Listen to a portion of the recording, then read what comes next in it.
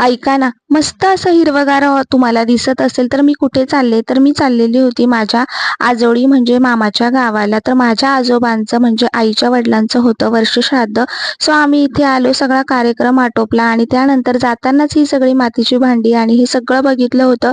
तर पुन्हा म्हटलं येताना इथे थांबल्याशिवाय आपण पुढे जायचं नाही आणि येताना आम्ही थांबलो आणि बघू शकतात इतकी सुंदर सुंदर भांडी होती ना मातीची.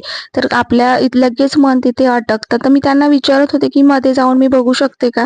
सो ते बोलले, "हां." कारण की लांबून बघण्यामध्ये जी मजा आहे ती मध्ये जवळ हातात घेऊन वस्तू जी बघतो ना आपण ती मजा खूप वेगळी असते.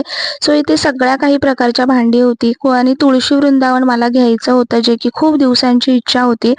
आणि माझं म्हणणं होतं, की छोटं घेऊया आणि मिस्टरांचं म्हणणं होतं, की मोठं घेऊया.